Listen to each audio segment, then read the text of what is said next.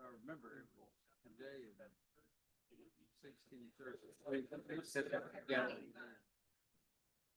Heliocentric.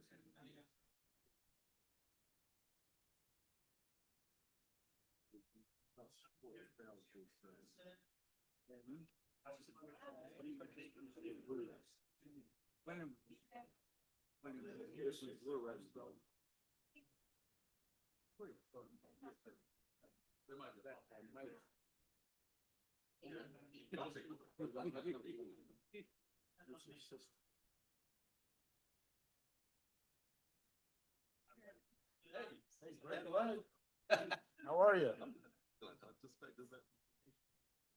you go? We're in California. Where? So we're at Santa Clarita. And my wife used to live out there. Welcome back. You came back to the council. Better believe it. All right.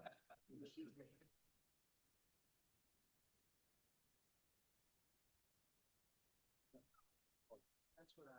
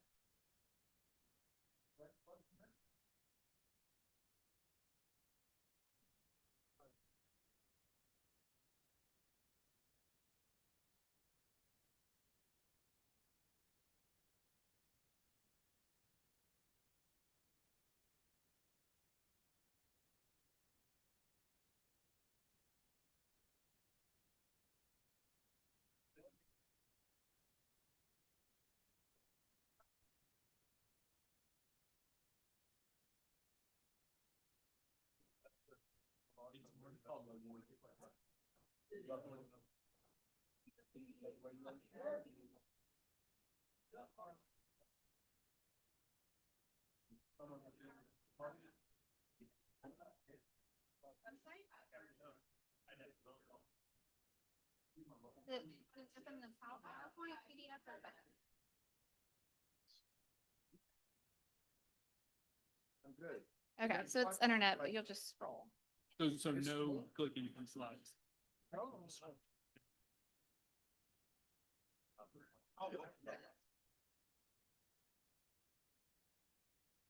we open it as a PDF instead of an internet page? Can't behave for 24 hours. I'll scroll with that.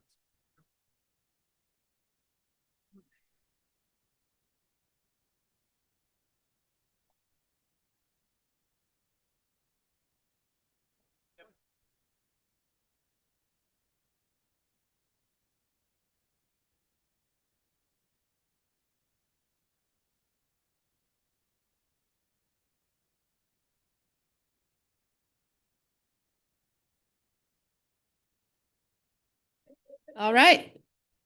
I'm going to call our city council meeting for June 22nd, 2026 to order. Roll call, Bonnie. We are all present and accounted for. Thank you very much. All right, we're going to move on to the Pledge of Allegiance. And tonight we have Tony Barr with Vet 22. Vet 22 offers veterans practical guidance in rebuilding their lives by helping them regain general life skills to overcome daily struggles.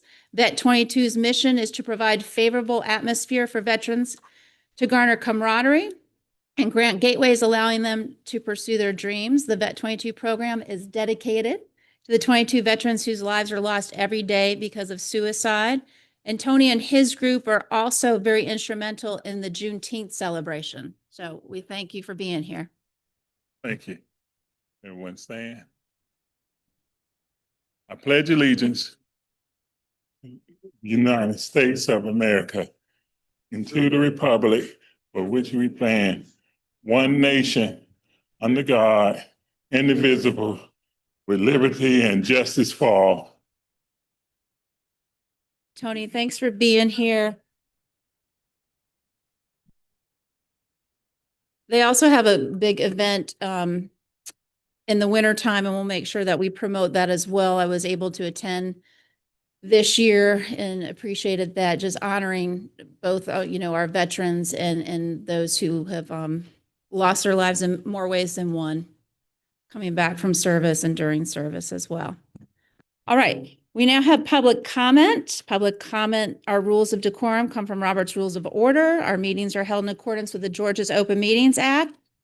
We will call up those that signed up to speak and then open it up to those in the room. If you signed up by mistake and you thought we were taking attendance, feel free to say pass when your name is called.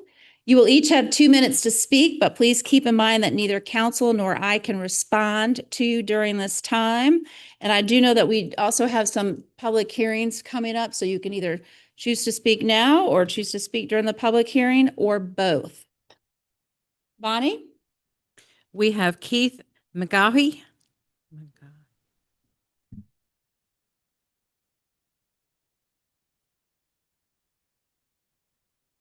Thank you. I'm Keith McGahey. I know we're in debt. That's what I've been heard. The bottom line, the city is. We have a deficit. Okay, we got to cut back. Y'all people are not getting paid what you're really worth. A lot of money is being spent out, and it's going to the private sector running this city. I'm talking big money. We all know that. Y'all people do deserve a raise, and in office at City Hall, I think we elected y'all to be our servants. We the people of Tucker. But the money we're paying out to this private corporation that's actually running Tucker, it's up there, millions of dollars. I wouldn't be scared to say, and we're paying these people a lot of money that work for Tucker. I know one person even made more than the governor last year. Thank you. Mark Slauson. Thank you. I don't know who's making more than the governor. All right. I want to thank City Council. A couple of y'all have gone public with support for the trails. I've been working at about 10 years, and I think I'll retire in about 11 more when I reach 80. Thank you for the millage rate. I think every 337,000 helps if you approve that. I think Ken, who is on holiday for the roundabout, that's getting ready to go, and 7/10 of a mile of sidewalk on Old Norcross Road. That's we've been working on that a little while, and the dams help us with the water flows. Thank you. I think there was a soil issue, but I'm sure we'll get them going before Christmas. So what else am I here for? I'd like us to possibly focus on what we've already approved instead of Henderson Park. I know we have a nice presentation coming. That is a jewel of the city. I would say 28, 29 might be the time to start funding that after we complete the South Fork Peachtree Creek Greenway. That's going to connect our Tucker Town Green to Peters Park and almost to the trail that goes all the way to the big city. Kofor Loop, we should complete. That presentation was up here a couple of years ago. We're going to do a little connector to Tucker Brewery, and we should go ahead with phase 1 of the Tucker North Lake Trail. I walked it today. That's we need about $1 million, and it's just one block through our easements with three companies and a bridge and the easement, and we'll have started on the way to North Lake Mall. Thank you. Chris Billingsley.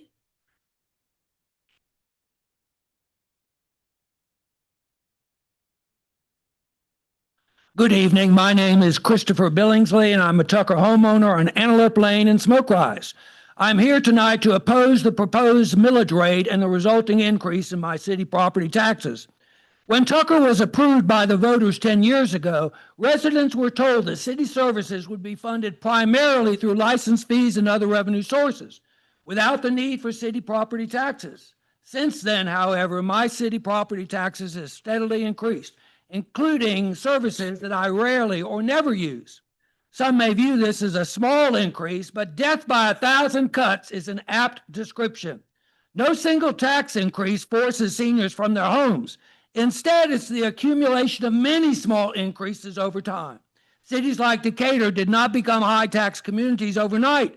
They got there one small tax increase at a time. For retirees and senior homeowners living on fixed income, every increase matters. Property assessments and taxes are things that I can't control. And once taxes go up, they rarely come down. Tonight, I respectfully ask at least one council member to stand up for physical restraint and vote against the proposed millage rate. As Ronald Reagan once said, higher taxes are not the solutions to our problems. Higher taxes are the problems, or something like that.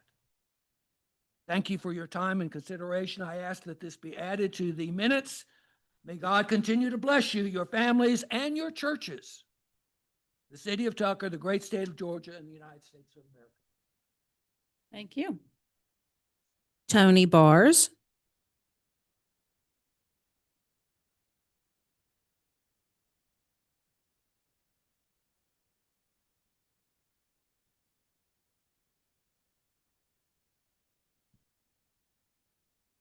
Won't be long, be rather brief.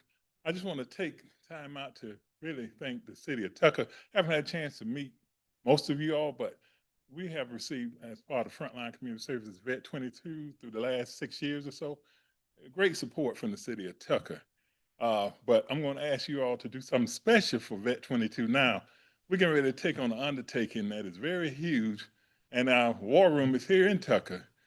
On August 27th through September 18th, we will be doing a run from Atlanta to Las Vegas.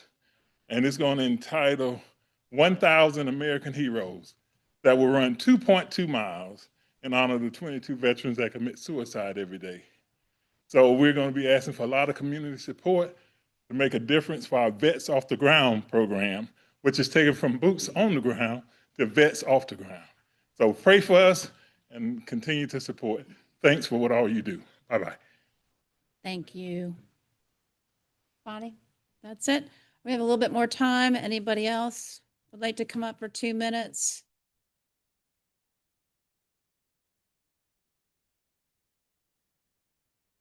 All right, I'm going to close out public comment. Going to move on to mayor's opening remarks, and I'll address, when we get to the public hearing for the ordinance, I'll address some of the things that were said during public comment. So we've got some upcoming events. Tucker Summer of Fun continues with their July 3rd celebration of Independence on Main Street. There's live music, food trucks, and fireworks. And it's fun because we do it on the 3rd, so it's more economical. And 2, you don't have to get them to go to work the next day, maybe not, right? Did want to say that 5:30 Main Street and food trucks are out. The Kid Zone this year will be at Tuckertown Green from 6 to 9. We'll have a DJ. We'll have DJ Fernando at 6. Everybody knows and loves him. 6:30 to 8:30 live music with Run Katie Run. 8:30 back to our DJ. 9:15's fireworks. And just a reminder that Main Street will be closed starting at 6 a.m. that day for setup and will reopen at midnight. So please plan accordingly. We also have World Cup soccer is happening. There's venues across the metro for you to go enjoy. One of those, working with Discover DeKalb. Here, Discover DeKalb is our Convention and Visitors Bureau, is Tucker Brewing. So Tucker Brewing has World Cup watch parties. There's some nets and lone soccer balls out there if the kids want to go play. And July 14th will be Tucker Night. And Discover DeKalb's going to help us with some swag and have a lot of fun. So check out our socials for game times. I know Local 7 and many other businesses are hosting as well. So I hope you all enjoy. And we might have a special surprise to announce coming up in a few days as well for us. So we appreciate that. I know everybody's enjoying that. I want to wish a belated Happy Father's Day to all of our Tucker dads and all the important work that you do for our community. And we appreciate you. Our movie's rescheduled to June 25th, by the way, as well. I missed that one. Setup's at 5:30, and I think it's Zootopia. I think Zootopia 2. I never saw 1, so I might have to get going with that. I can see the second one without the first one. All right. Excellent, excellent, excellent. Also want to give a congratulations to Derek, our Assistant City Manager, because he graduated from Leadership DeKalb. You took a vacation after that, so we didn't get a chance to congratulate you at the last meeting, but appreciate your efforts. Tucker is always a good partner with Leadership DeKalb, and we are very well respected through that organization. So I appreciate you continuing that and putting up with her at Leadership DeKalb as well. Councilwoman Reese. Thank you very much. All right. That's it for Mayor's opening remarks. Now I'm going to do, ask for an approval of the agenda. I move to approve the agenda. I'll second. All right, any discussion on the agenda? Seeing none, all those in favor? All right, Bonnie, that's all of us. Thank you very much. And I think we had more items on the consent agenda, which is why it was a consent agenda. Can I get a motion on the consent agenda? Motion to approve the consent agenda. Second. All right, any discussion on the consent agenda? Seeing none, all those in favor? All right, that's 7 of us. Bonnie, thank you very much. And now we're going to go into HH1 old business.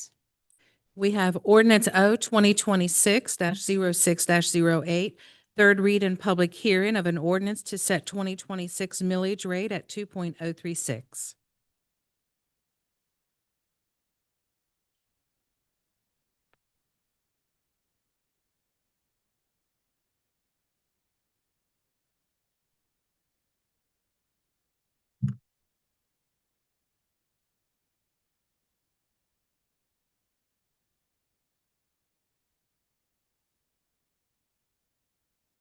Good evening, Mayor and Council. We are here for the third read and vote to adopt the 2026 millage rate. We have brought forth the 2.036 millage rate, which is the exact same millage rate as 2025. We've already kind of gone over all the values and the changes. I did bring a presentation just to show the difference between 24 and 25 because of our freeze holding the millage rate the same. Our residents, at least the homestead residents, their millage rate is going to be the exact, or their tax amount is going to be the exact same for their property for the city of Tucker. We do not control any other entity other than the city of Tucker. So we just wanted to look at this bill just so we can share that information with everybody. 2024, we had a millage rate of 2.096, which the mouse is, there it is. It shows right here, millage rate is presented as 2.096. Values are all divided by 1,000. It's just how it works. So it shows up as 0.00296. Here would be what, if it is a non-homestead amount, this is what the millage rate total is. You have exemptions for the freeze, the Constitution homestead exemption as well, and the amount due all the way on the right. So City of Tucker's for this property was $119.46 in 2024. Per year. For the entire year. Thank you. Yes.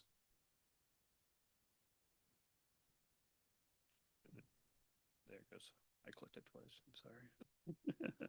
I'm sorry. 2025, we did accept the rollback rate, the 2.036, which is the exact same rate that we are presenting this year to approve.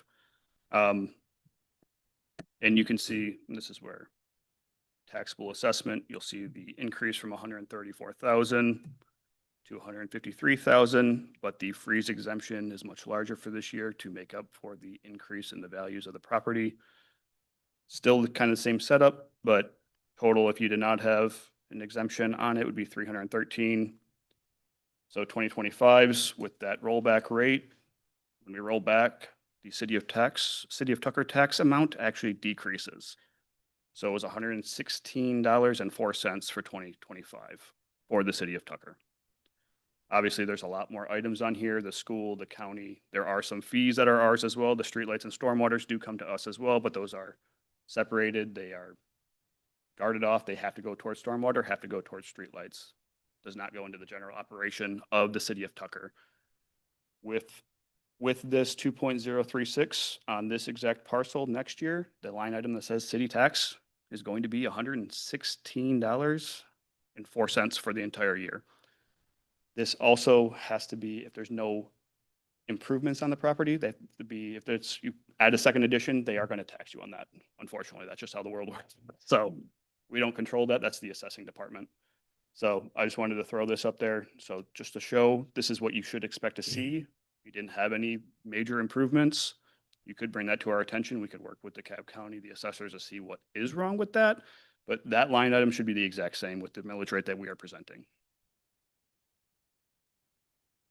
All right. I'll get to it in a minute.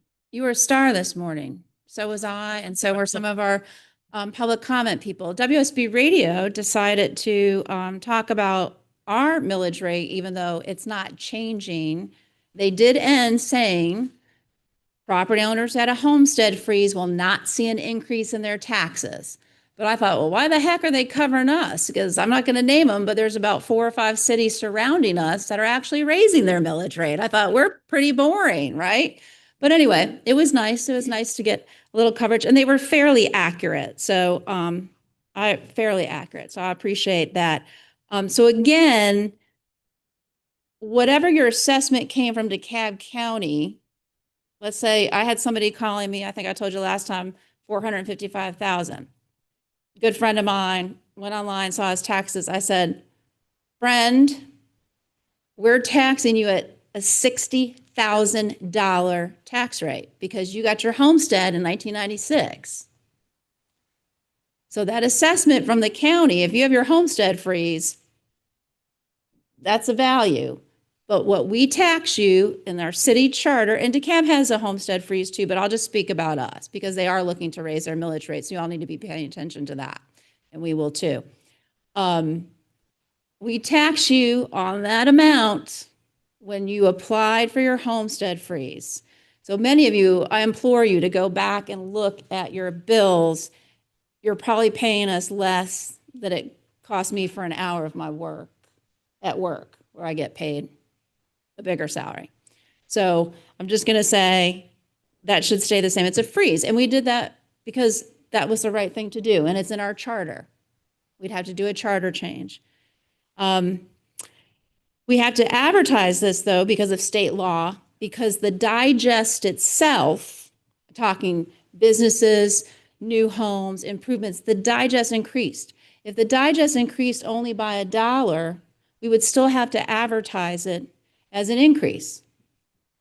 Now, businesses in the state of Georgia, you don't get homestead, or if it's your second home here, or if you have rental homes, you're not getting homestead. You're only allowed to have one. And I'm glad you showed this when you look at the percentage of city taxes.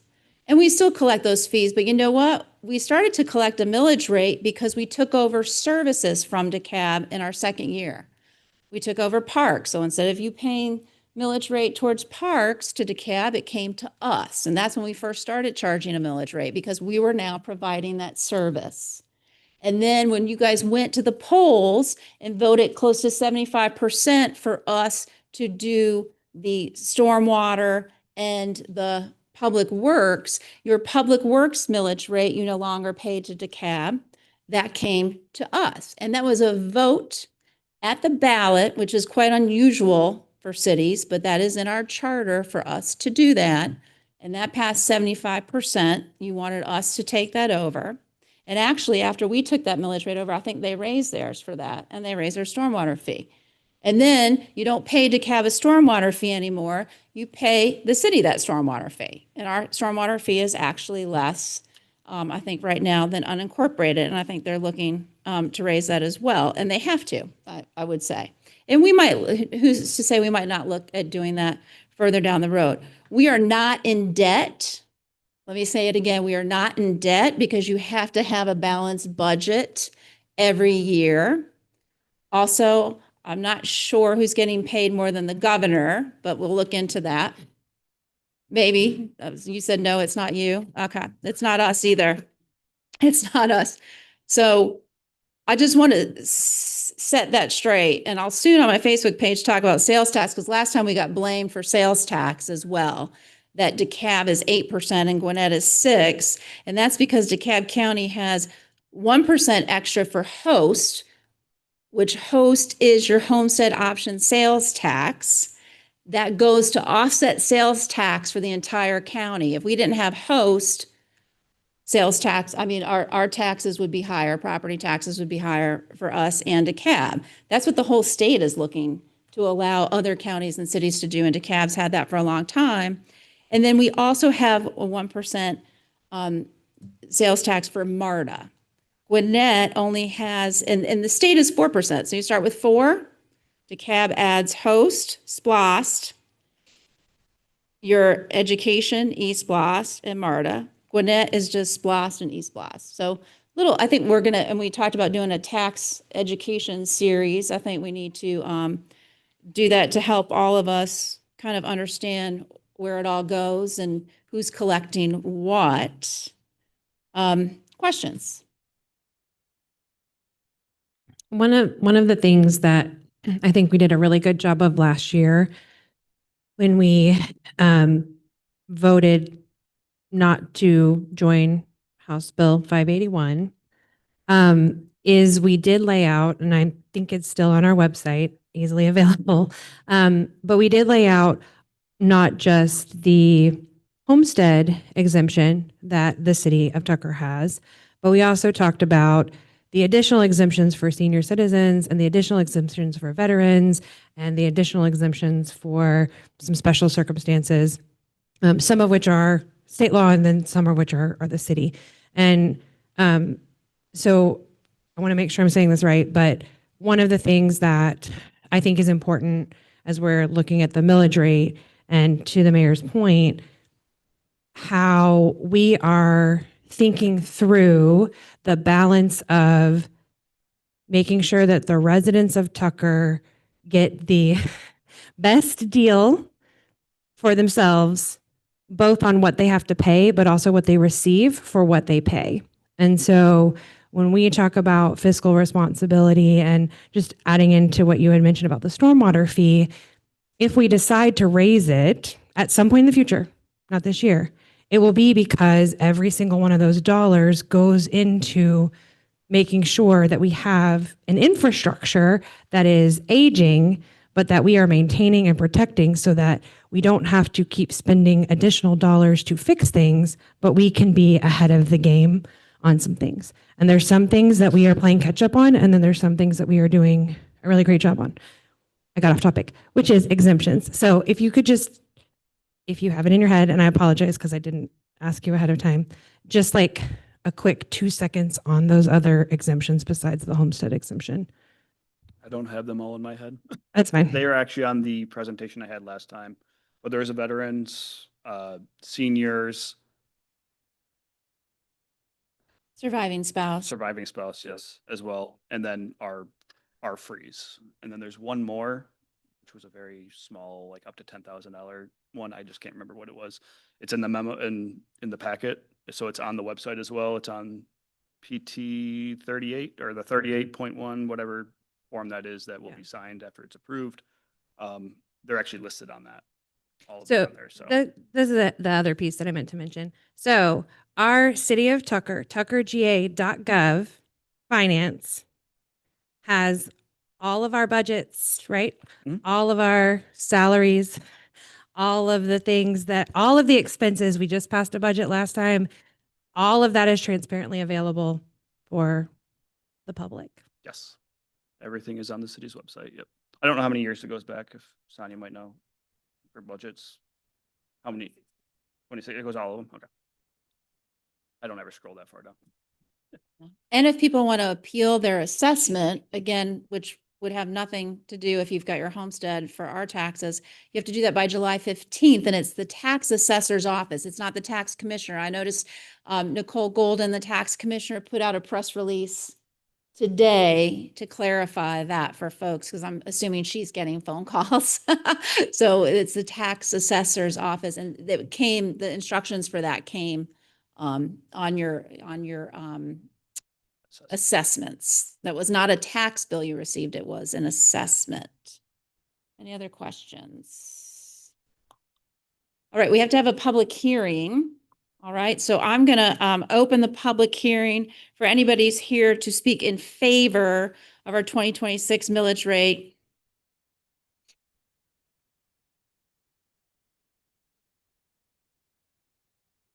All right, seeing none, and I'm going to open up a public hearing for anybody here who's here to speak in opposition.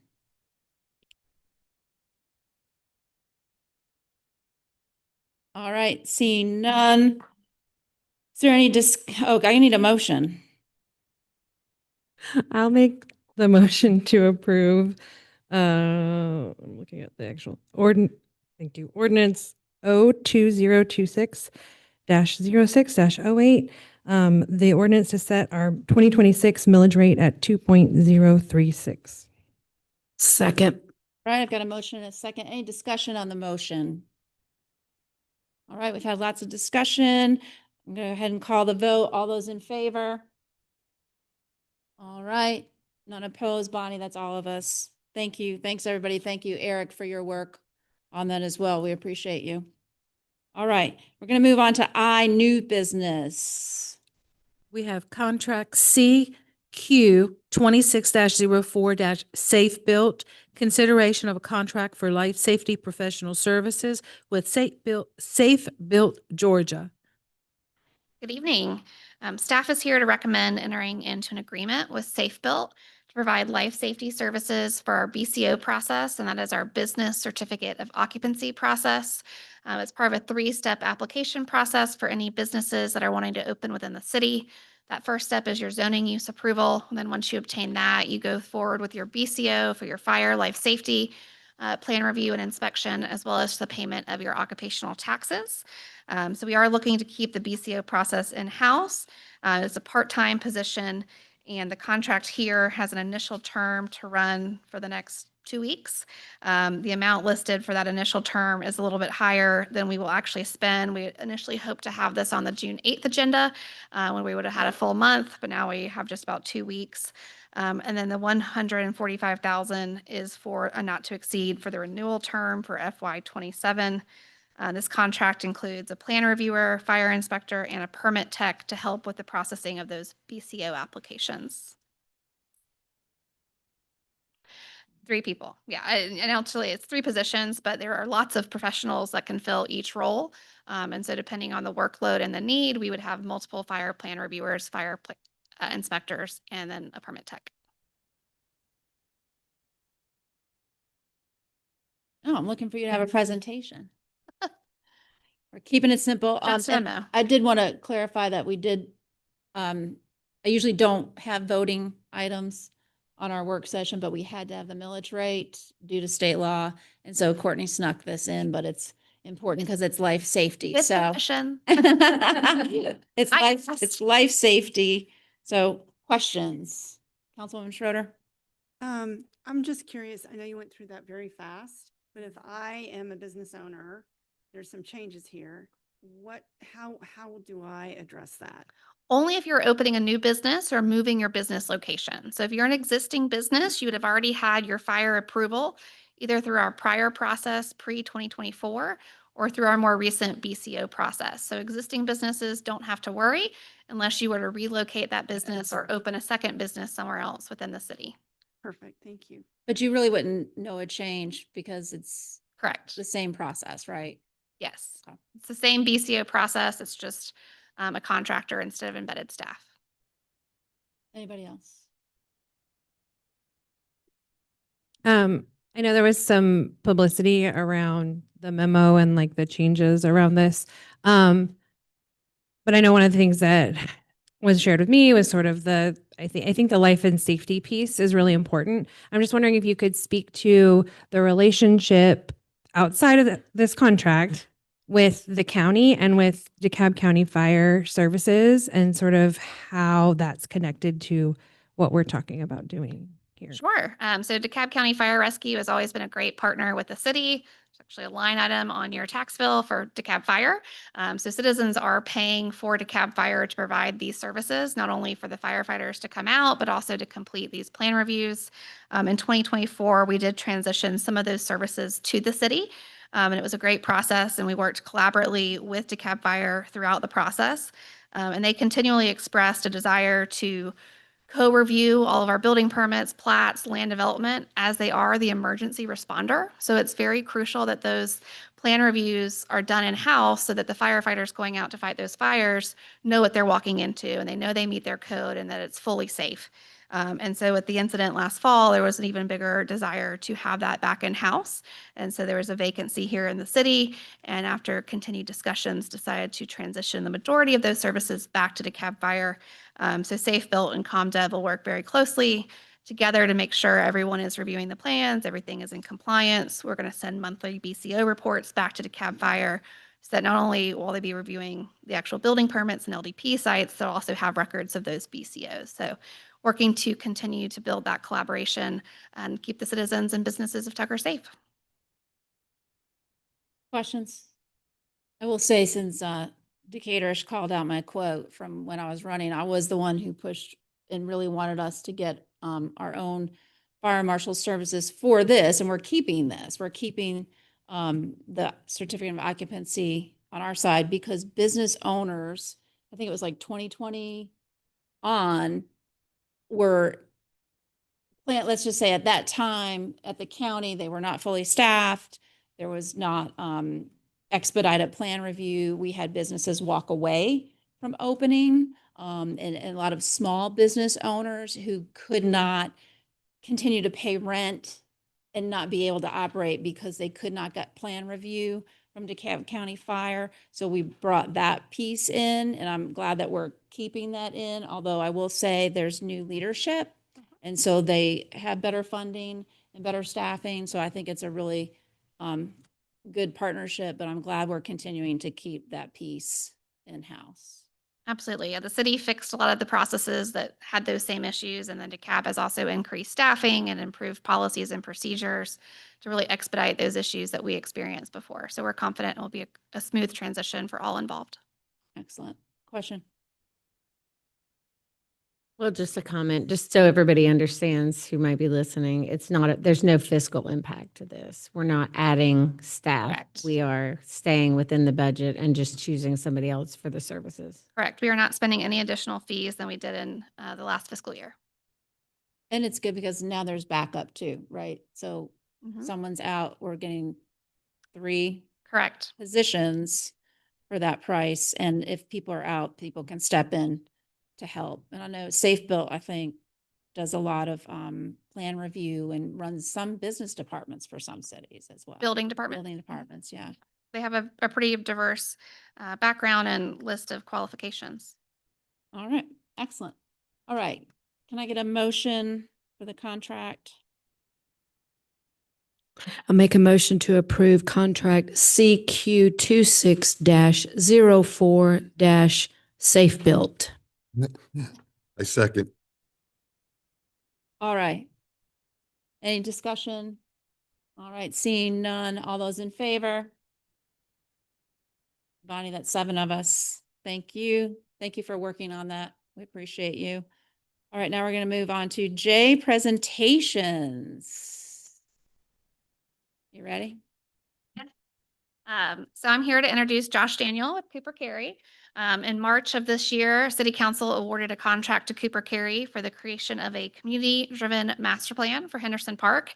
And we hit the ground running like a couple days later and haven't stopped. And so Josh is here to give an update on the entire process thus far and also to give you information about what's coming next. So I'll hand it over to Josh.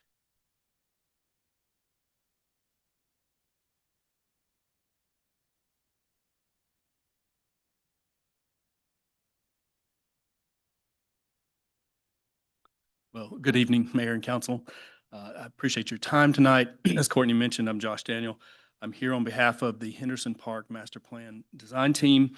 That is Cooper Carey, the firm I work for, our consultants. And we've also been working closely with city staff from community development as well as Parks and Recreation and our stakeholder group.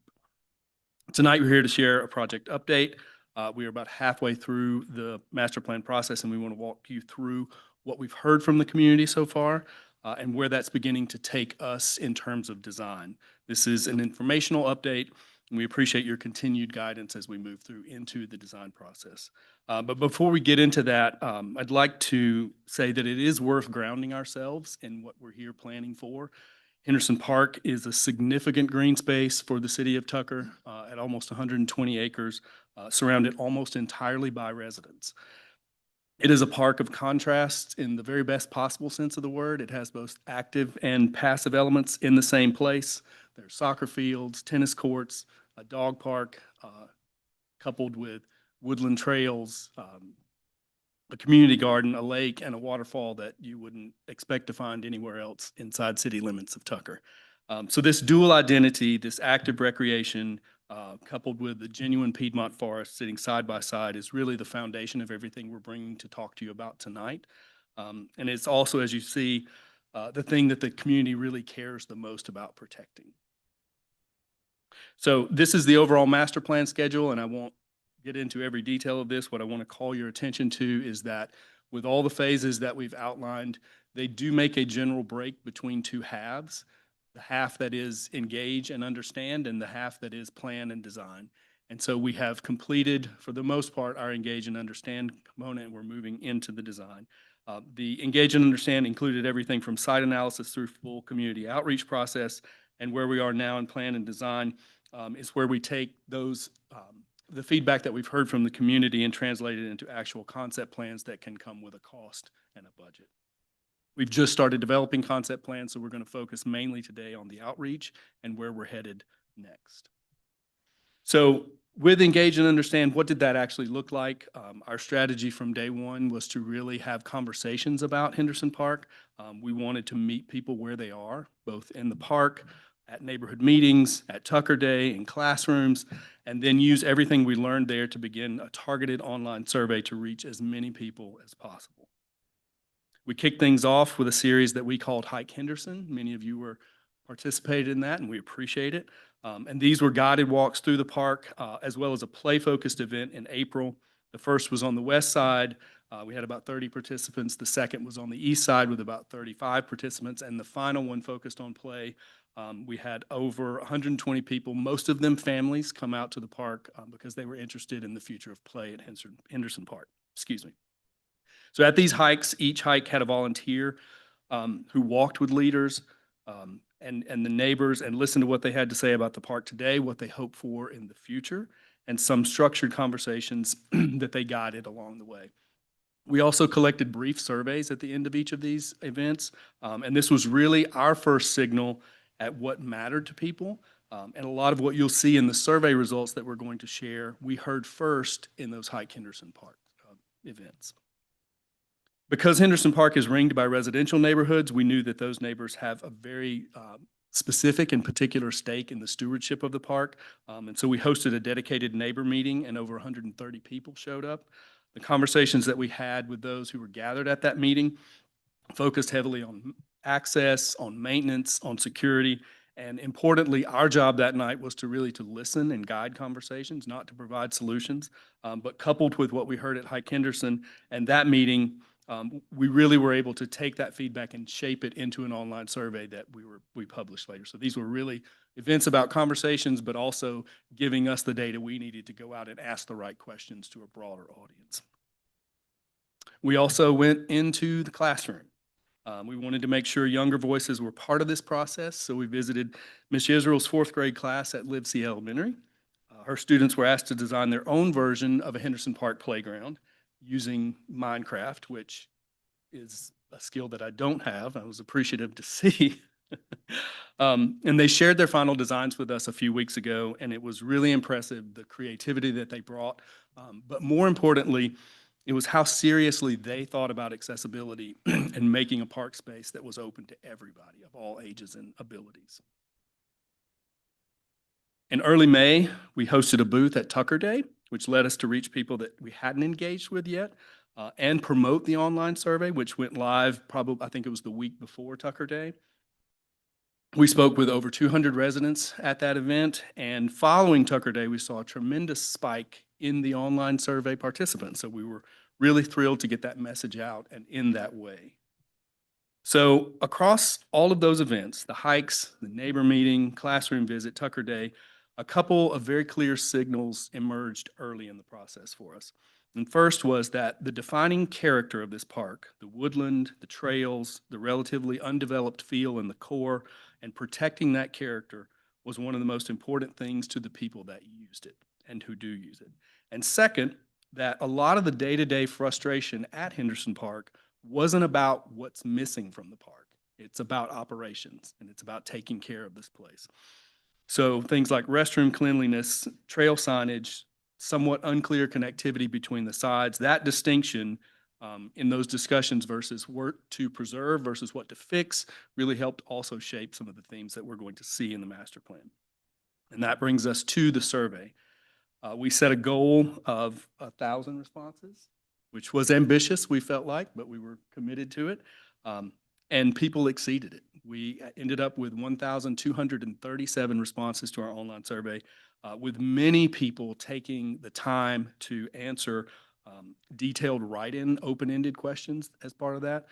And the full results are still on the city's website if anyone wants to go in and look at that data set that we used. So just a few headline numbers from that. 72% of respondents rated their experience at the park a 4 or 5 out of 5. So satisfaction is genuinely strong there. Nearly 80% are regular or occasional visitors, and 42% live within walking distance. So this park functions both as a neighborhood amenity and as a citywide resource. So the favorites, by far, trails were the runaway #1, named by 72% of the respondents, followed by Lake Erin and the Native Plant and Wildlife Walk. For the concerns, again, bathrooms, followed by trail conditions, and that would include erosion, overgrowth, invasive species. And then off-leash dogs was a big concern, as well as overall park signage. So when the survey closed, we built an analytical dashboard so that we could look at both the quantitative results of the survey as well as the qualitative results of the survey. And that is what led into these themes that I'll share with you. First being preserve the natural character of the park. This came through louder than anything else that we heard, both in conversations and the survey.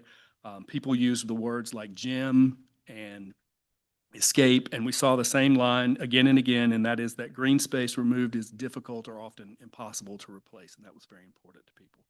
The second is improved maintenance of the parks, and that includes some of the things I've mentioned earlier about bathrooms and trails. Third is to keep the active elements to the east and west sides of the park and not allow athletic elements into that core of the woodland. Fourth was improved signage and wayfinding. People told us that they do get lost on the trails, and that would be helpful to them. And then fifth was restore play areas in the park. I think there's been a lot of frustration with losing the playground with the dam construction, so that was shared with us. So 2 weeks ago, we hosted our first open house right here in these chambers, so thank you for letting us use this space. We shared the work that's been completed, the site analysis, the relevant context from previous Parks and Recreation master plans, both from 2017 and the update in 2024 that were relative to Henderson Park. The survey results both in graphic and narrative form, and our draft areas of focus, which I'll get into in a moment.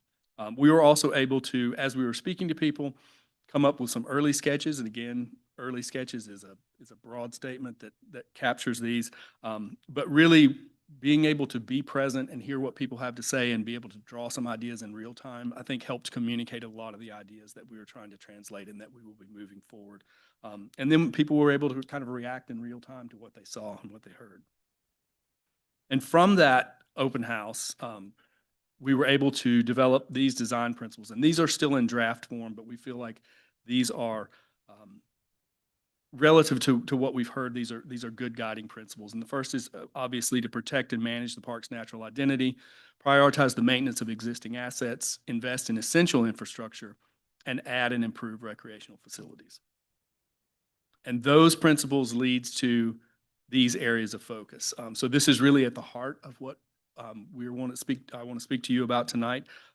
These are places that we have identified, or themes that we've identified as areas that can use design and thought within the master plan because of what we've heard from the survey. So if you look to the left side of the screen over on the west side of the park, there is concern about access into the park after hours, so access controls, parking and access to the soccer fields. There's been a strong desire both on the east and west side of the park to have open play areas for community rather than just being dedicated completely to TISA events, playground improvements, and then at the core of the property, obviously Lake Erin is very important to people. So the crossings that are there and the trail system around the lake, as well as looking at Lake Erin waterfront restoration and amenity zone, parking and access to there, dog park redesign and expansion, continued look at where playground goes, both relative to Lake Erin and across the park, the idea of converting Livesey Field into a synthetic field that could also be open, scheduled for open play, the addition of dedicated pickleball courts, and then park-wide improvement of pedestrian connections and signage. So because Lake Erin came through so strongly as a favorite destination, I did mention that we are early in the design process, but we did want to share some initial ideas just so that you can see what needs refinement, but it'll give you a sense of the level of design that we're moving towards. So this is the northwestern shore of Lake Erin, and this is particularly a hub that has been a real focus of conversations that we've had with citizens. And so very quickly running through this would be moving into the spaces that have been disturbed and used as laydown spaces for the dam restoration.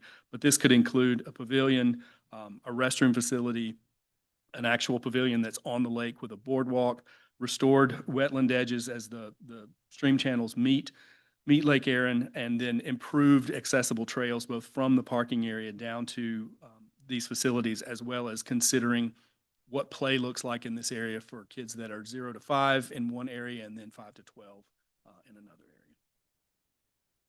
And those areas of focus would have those kind of sketches as we move forward. But it is important to note that the master plan is not only about capital projects, it's also about operational issues, because those were some of the frustrations that people had on how the park is run day to day. So alongside the design work, we are developing recommendations in these areas, which is a comprehensive park maintenance program, a park rules and security protocol. And so that includes the enforcement of leash rules, creating really clear rules about what activities can and should happen in the park. And then finally, a reservation systems for courts, fields, and pavilions so that scheduling and access are transparent and available to all. So we'll return to just a quick recap to where we are in the overall schedule. We are roughly 14 weeks into a 27-week process. Concept design work runs through late July. Cost estimating, and you can see where we are with the red dot tonight's meeting. Cost estimating would begin once those concepts are advanced enough to provide adequate scope for them. And then we have 2 more stakeholder meetings and 1 more open house between now and Labor Day. And then we've planned to bring the final master plan and cost information back to Mayor and Council in September. So next steps to share again with you, we're going to be advancing these areas of focus, and then we'll share that progress at the second open house, which is scheduled for Thursday, July 16th, again here in the chambers at 6:30 p.m. And we'd love for all of you to join us, as well as encourage all your friends and neighbors to join us as well. And with that, I appreciate your time and thank you. Just got to say thank you to you and your team. Thank you, Courtney, and other staff that's been involved in this. You guys have gone above and beyond. This is exactly the type of outreach we wanted. It's been very intentional, so we appreciate all that you've done. We've got some of our stakeholder committee out there and some of our Friends of Tucker Parks group out there, so I want to thank them as well for their work in the process too. Can you take some questions? Absolutely. We'll take some questions. Remember, concepts aren't fully done, so we'll take questions on what we saw or where we're going. Councilwoman Troche? First of all, thank you so much. I don't know if I'm speaking for everybody, but we knew that there was better for Henderson Park, and everything you're saying makes complete sense, but I'm not sure as a team that we could have gotten this far in this amount of time without your help. So thank you very, very much. Two things stood out to me super positively. First of all, the accessible parking on the Livesey side. I know that's always been a challenge, so I know the plans are not out yet, but I appreciate that. And the other is highlighting the safety protocols with respect to dogs, because I actually know several people who've actually been injured, so I appreciate that. And otherwise, it was so clear. I don't have any questions. Thank you. All right. Thank you, Josh. I think one of the things that we talked about a lot at the beginning of this was my disappointment in most of our surveys not getting that many participants. So it's really wonderful to see you guys host so many. Turned out just promoted at Tucker Day. That's a big deal. Yeah, I think you guys were close to like 10% of the population almost, right? Not that everyone who answered was from Tucker, but so from all of the data gathering and events and surveys, do you guys have like more data for us that we could use to continually improve on, how we take in surveys in the future, like demographics, age, where, location, and like how they found the events and surveys? Relative to the Henderson particular survey, yes, but outside of that, I mean, we could offer some general advice on what we've learned through this process. I mean, Courtney and I spent a lot of time developing the questions that were part of that survey based on all the data that we collected in those walks. So I would say we're happy to turn over everything that we've learned about Henderson in that survey, including the dashboard that we built, which is very, very helpful. And a lot of that graphic showed up in your packet as well. But then anecdotally, we can talk about lessons learned that we'd be happy to share with you about survey distribution. Okay, yeah, that'd be wonderful. I think one thing for me is always looking for who are we missing when we put out these surveys, right? Are we missing like a whole neighborhood, whole ethnicity, or like a language barrier that people aren't participating in? Not close enough. I apologize. Yeah, I won't go through all that again, but yeah, any data and insight that you can provide us for future surveys, that'd be lovely. We'd be happy to. All right. Thank you so much again. I'll just kind of piggyback on what others have said. Really, really beautiful vision, and I love all the comprehensiveness and the aspect of going above and beyond to receive input from the community. I think that is extremely important, a lot of what we talked about. The one question I have, and I don't know if I got this right, so hopefully you can, okay. You can't hear me? Okay, okay. All right, let's try it again. The one question I have is about walkability, because that did talk about that connectivity in like adding connectivity to, I think it was the east and west. I'm Yes. real curious about that, because I think that that really struck me, the importance of, with so many homes that live right around there, it would be wonderful that folks could walk in from a bunch of options, a bunch of different angles. So Yes. I was really interested in that aspect, and I was hoping you could maybe talk a little bit more about Sure. that. Sure. So the access from east to west or west to east, regardless of how you look at it, was a theme that came up multiple times. But it was important for us as we were analyzing that data to also recognize, and again, this came from looking at data and having conversations with people who use the park. There was a very strong desire to make a connection between east and west, but not to improve that connection beyond a pedestrian capability. And that is a very strong message that we've heard, is that the notion of someone driving a vehicle from one side of the park to the other does not resonate with citizens. Right. The ability to walk as you're on the trail system with your dog and your family from one side to the other does make a lot of sense. And there are actual connections. It's been disturbed now with the construction of the dam, and that will be reinstated. But there are actual connections there, and that also plays into the fact that signage is a very strong component of what needs to be improved so that people know how to get from one side to the other and what the overall trail layout is.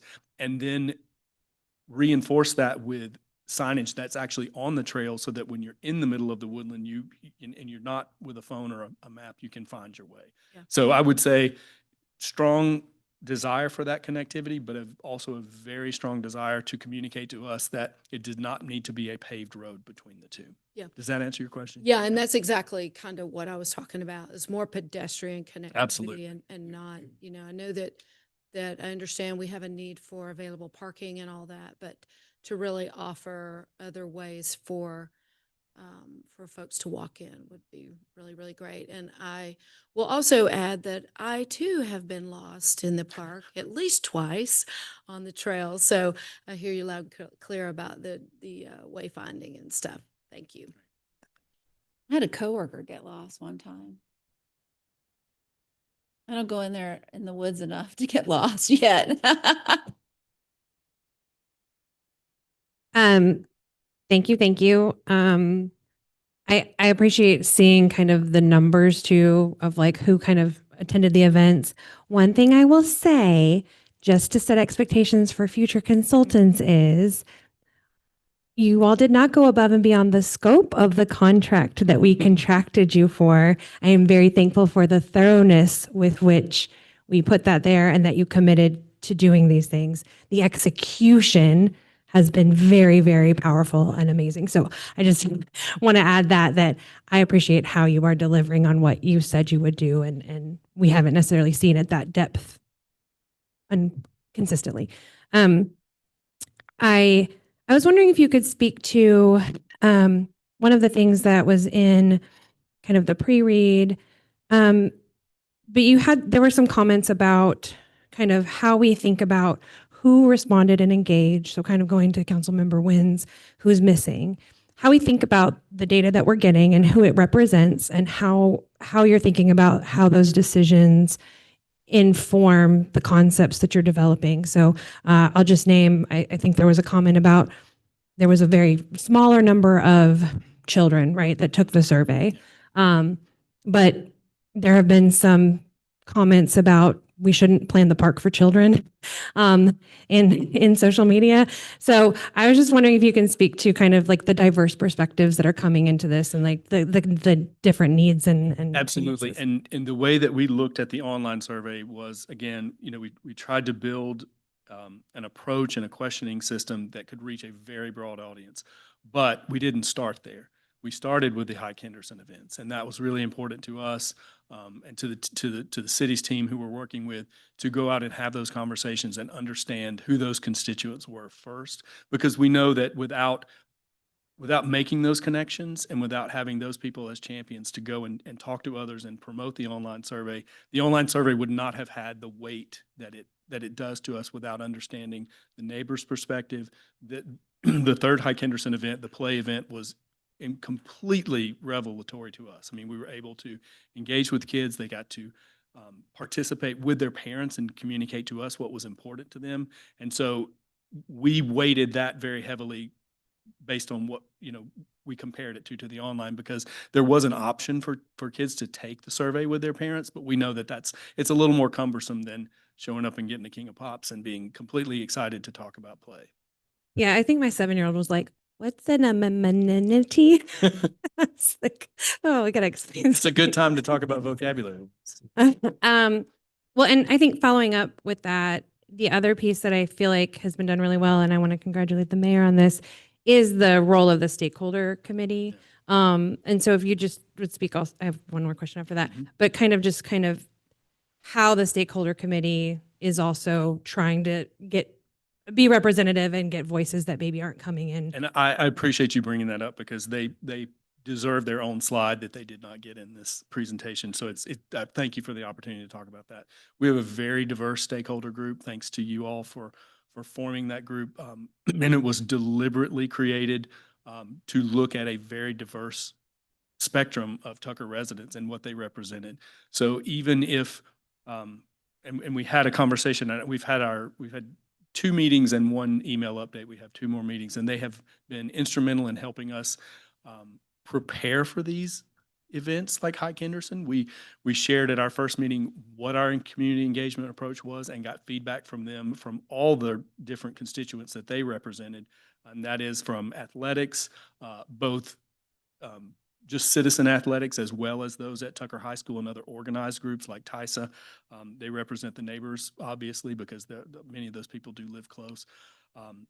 We were connected with Miss Yisrael to go to that class because she is a member of the stakeholder group. So everyone in that group has played an instrumental role, and they've been active as well. So it's not just you show up for a meeting and we hear what you have to say. They've communicated to us via email. We've asked them specifically to get the message out, and they've done a great job about that. I think many of the good numbers that we had in the events were because of their promotion of it as well. So we do appreciate our stakeholder group. So thanks for bringing them up.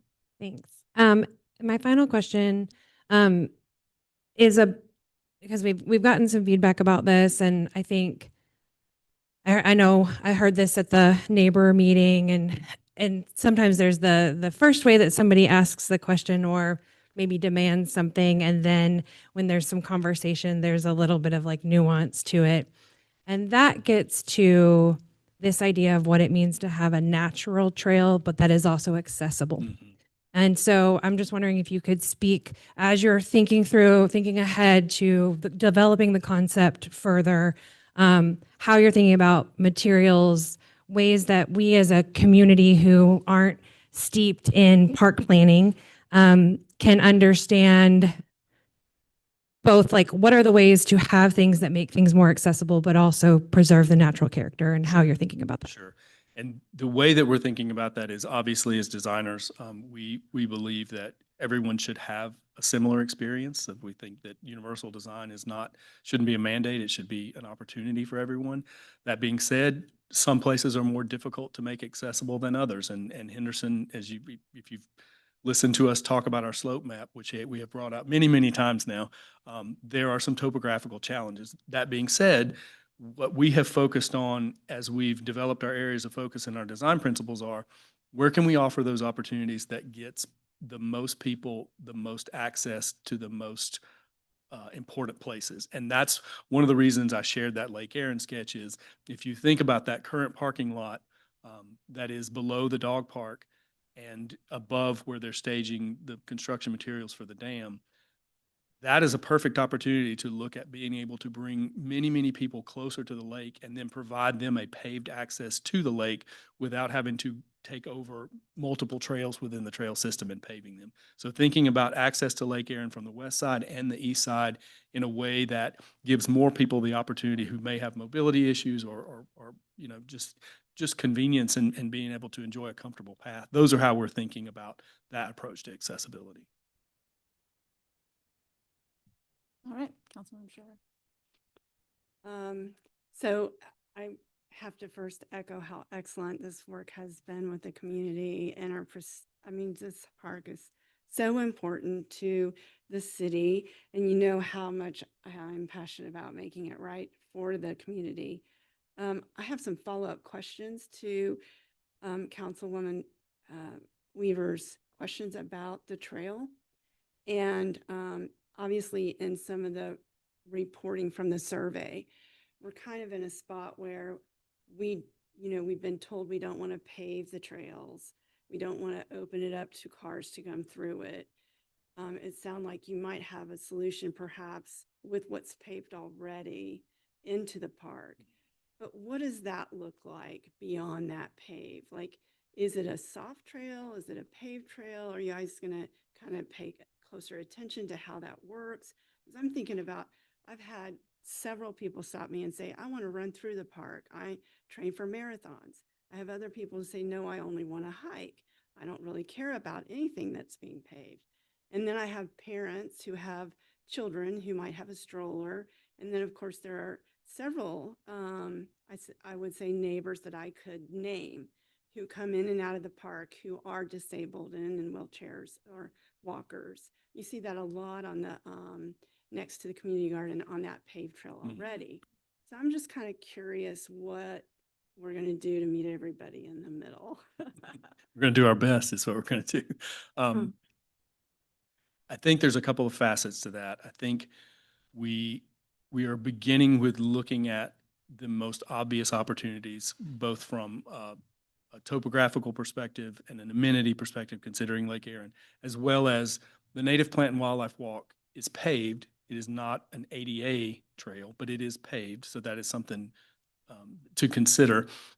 And we really have to pay attention to how people are using the park. When we look at the trails from an analytical perspective on how we think about movement through a space like that, we do tend to cordon off the more extreme slope areas as continuing to be just that. And that's an experience that people have all over the place when they do go hiking. But near the lake and in those areas where you're entering into the woodland from both the east and west side, that's where we're focusing our attention on being able to get more people with any type of mobility or ease of convenience issues into the park. Okay, that's helpful. And then talk to me a little bit about inside the park. I did see the rendering that you presented towards the end. That's next to what would be the dock, and then reworking that area when the dam is finalized by construction. And I know at one point there's a spot where you had play features and you had access for perhaps a shelter and restrooms, and kind of trying to meet all those needs there inside the park. I remember this is years ago, we were probably a couple years in as cityhood, we hosted a huge event in the park, and it was well attended, and we had a couple thousand people, walk through the park. And that whole area we had just have always envisioned as a friends group. Hey, we could do concerts there. Hey, we could have more play opportunities there. We could have campers come in. And so I'm just curious, I know that you have just some, short renderings there. I'm just curious how all that could play out, and if we could open it up more and make it more usable and to a variety of opportunities. We could, and we. Hold on 1 second. I just saw lots of sourpusses when you said campers out there. So can you clarify what you mean by campers? Oh, yes. Thank you. I'm sorry. That's okay. I saw faces go like, they were freaking out. Can you clarify what campers mean? I was actually referencing when we host camp in the summertime, that they would be able to come in and out. Not overnight campers. Sorry, friends. No, I was thinking about our summer camp program and how it would be another opportunity for the children to go into the park and play next to the lake and have nature No, classes. it is important to clarify summer campers. There are a couple of there are a couple of aspects to make clear about that particular area and why we're drawn to it and why you've been drawn to it as well. It had a history of having a gathering place at that point on the lake, which is very important. There's an energy down there that is strong. It's been disrupted by the dam construction, and they're using those spaces as laydown spaces for materials and other construction. So with that disturbance, we see the opportunity to come in after that is gone and take advantage of that space without having to clear a tremendous amount of land to accommodate these aspects or the other amenities like pavilions, like a boardwalk. In our walks there, we've also noticed that there's some tree health issues with some of the stands that are there, and they may be on there, they may be dead, dying, or hazardous at this point anyway. And so that's something that's going to require further investigation. But finally, we just feel like because of the parking access that's already existing and the complete kind of immersion into the lake and being on that end and being able to have the long view. There's an aesthetic standpoint that I think people will really appreciate in being able to be in that spot. Now, I will caveat that by saying that particular piece of land, as any, has a carrying capacity. It can only hold so much. And so that's where we have more studies to do. We even had a conversation about the closeness of those two playgrounds this morning. And that's because those components want to be there, doesn't mean that we can't find ways to kind of integrate them into the landscape more than they are shown in that particular sketch. That's interesting. Okay, thank you. And then I'm curious, with the Friends group here, you know, in the past, the group spent endless hours trying to mark the trails and figure out how to get people around the lake and in and out of the red trail and not get lost. I'm just gonna say. And, you know, the markers were, what I would say is affordable at the time. And the group spent, you know, about $65,000 to do some quick crossing bridges and markings. But as we move forward, and I noticed in the survey, there were several mentions from actually hikers who filled out the survey, especially that were running into some erosion problems, especially around the lake. And of course, some native invasive issues back by the waterfall. Will you be able to give us some recommendations? We will. The Friends group can perhaps work with the city Parks and Rec team to implement. Yeah, there will be and some of the reason I wanted to stress our operational focus is some of those are operational issues that if identified and recommendations are made, there may be a partnership between Parks and Rec and the Friends group where, and not to talk about how to spend money when money becomes available, but you could offset some of the cost of what the labor would be to do that if you're working with a Friends group who can help you on a volunteer basis. Yeah, but there will be recommendations there on that. Okay, wonderful, excellent. And then finally, just curious about, at one point we had brainstormed about perhaps having a building. And I noticed in the survey, the building opportunity was kind of responded by a very small, not, please don't develop. And I'm also a big fan of not developing, but at the same time, would we need a building for operation purposes at some point in the park?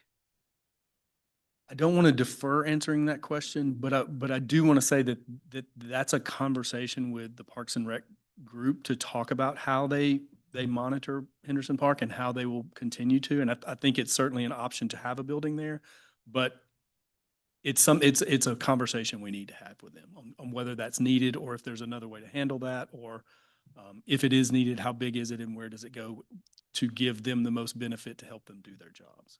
And do you see from your other work and some of the comparable, you know, parks that you have listed on your RFP, buildings being put in parks for safety purposes, especially? Fewer for safety purposes, more for, we need office space and this was a place to put it.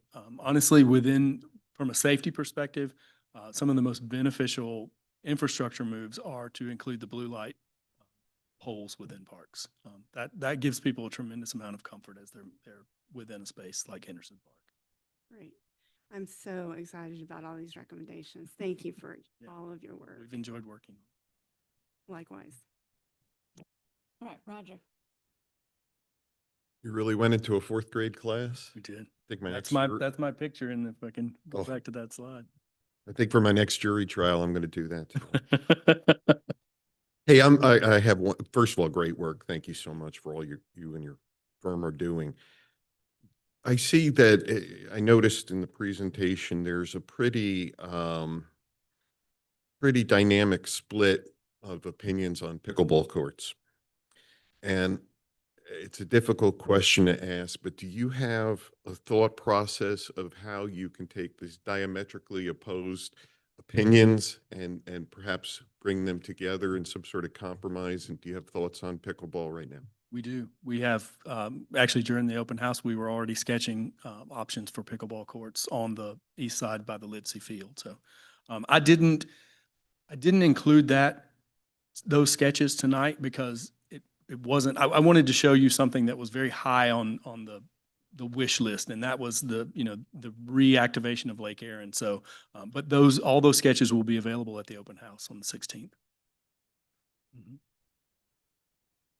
All right. Great work. Thank you. We appreciate you very, very much. Appreciate you, Courtney, as well. Had a great team from the city to help us.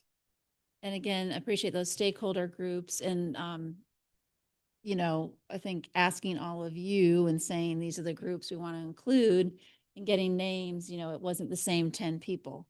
So I appreciate your input on that as well. Thank you. Thanks. All right, now we've got staff reports. K1.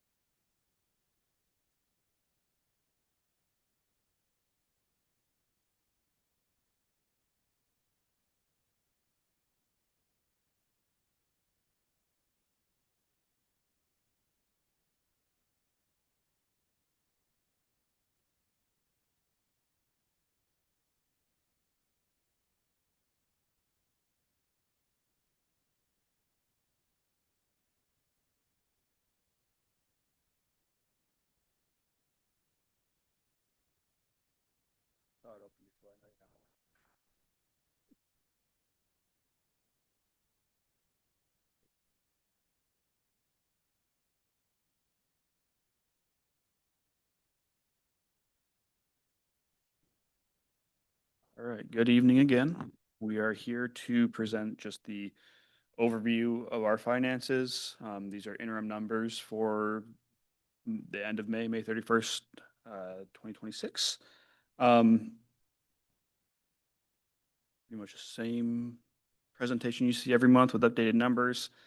Not much has changed. Our revenue's been on the same path. We are a little bit higher than we were in the general fund than we had been in a percentage wise. We are up to, so May's the 11th month, 92%, a little less than 92% of the fiscal year is over. We've collected 92.5% of our budgeted number, which is a lot closer to where we had been from previous months.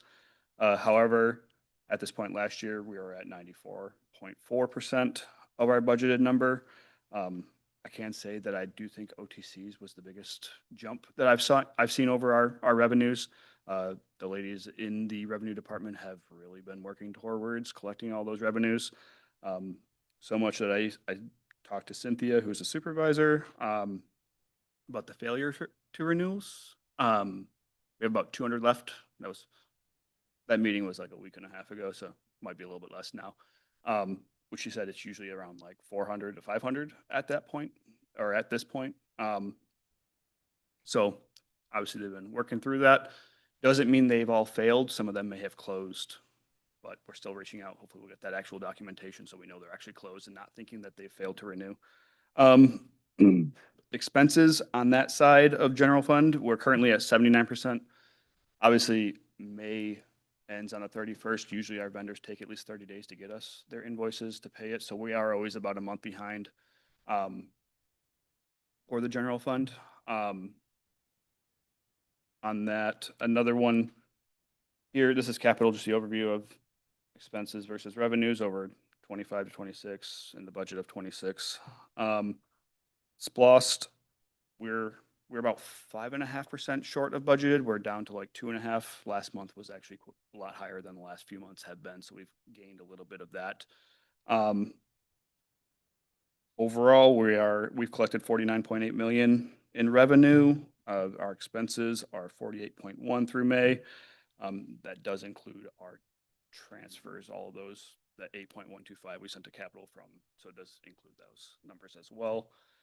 As always, this is on the city's website. Those are the paths to get to that, which is on the finance page. And if you have any questions about the finances. Questions? All right, thank thank them for us for getting the renewals. I know I saw Probably will, I do. somebody, they were at the bank and they said, I'm going down there now to do. I said, what are you talking about? I said, I don't keep track of all that stuff. I said, I don't have a little list where I'm checking you out when I see you out around town. Maybe we should do that. No, it's bad. That would be bad. Thank you, Eric. Thank you for all your work. All right, and K2, John McHenry.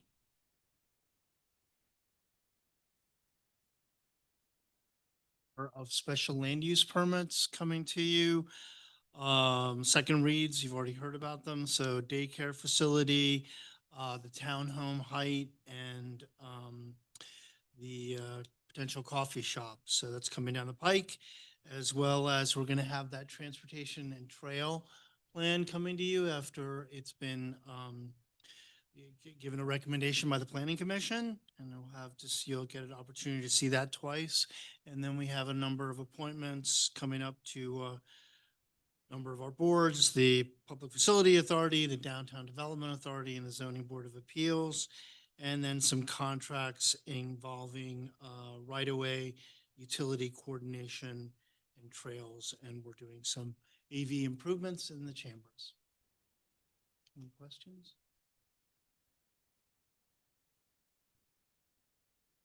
Thank you. Real quick, I'm just curious about the contract for Brockett Road. Is that just about moving power poles then with Georgia Power? Yes, and Ken's not here, so that's basically the extent of my information on that. But yes, it involves utility relocation. Okay, thank you, Finance. I don't know if this thing's on. No. The contract that was approved a few months ago had a comment about us paying after the work was done. We had already sent them a check because we weren't paying attention to that, because we usually always had to pay them up front. But they would like the contract to be updated to say we're going to pay them in advance to them doing the work. So it's just a weird. In other words, Which was Georgia the- Power sent us the typically have wrong to do. agreement. We complied with everything they wanted, and now they want us to enact another agreement. All right. Any more questions? Eric, I'm glad you caught that. Thank you very, very much.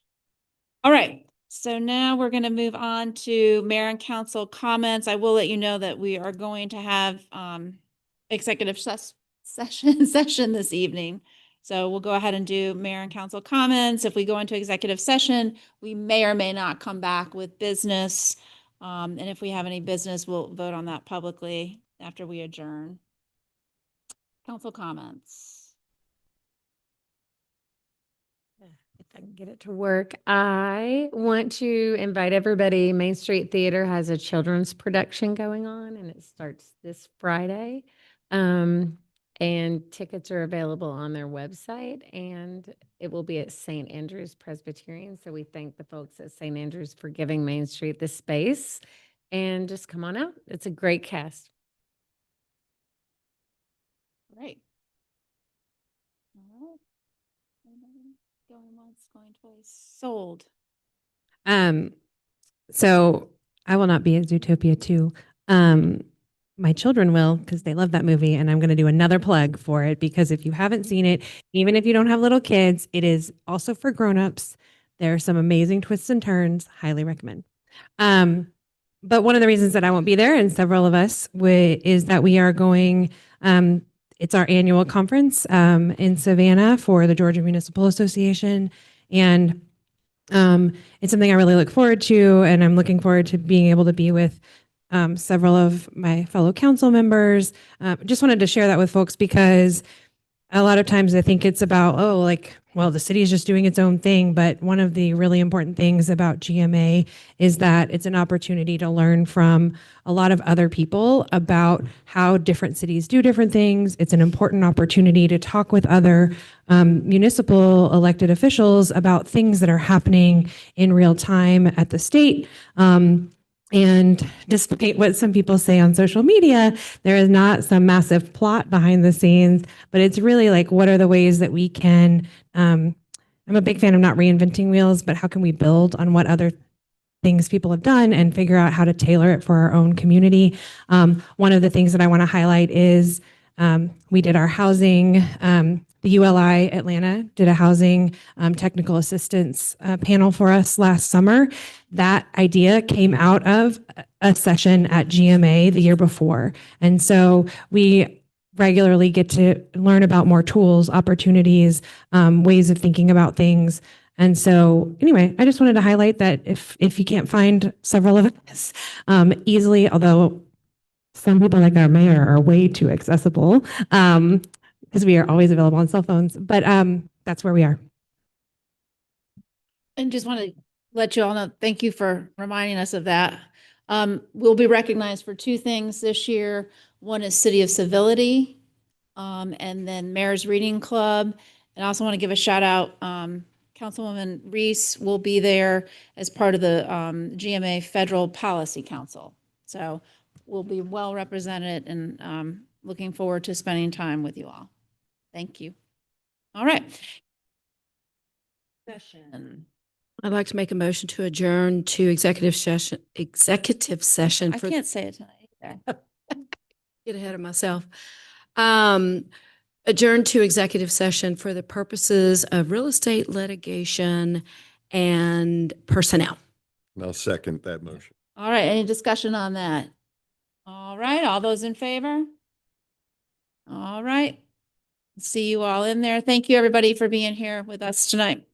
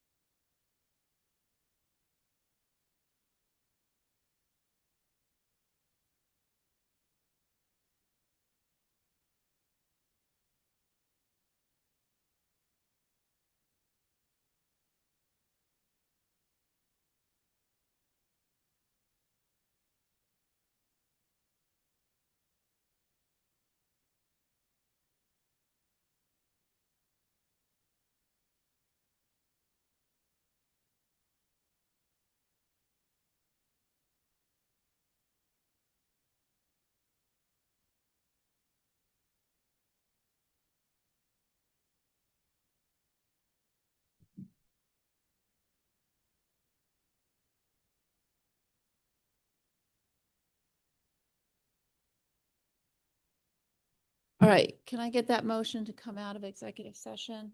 I'll make a motion to end executive session. Second. All right, any discussion? All those in favor? All right. And then we have a motion.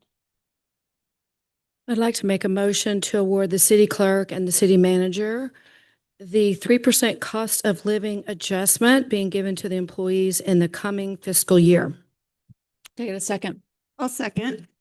Any discussion on that motion? All right, seeing none. All right. That's all of us.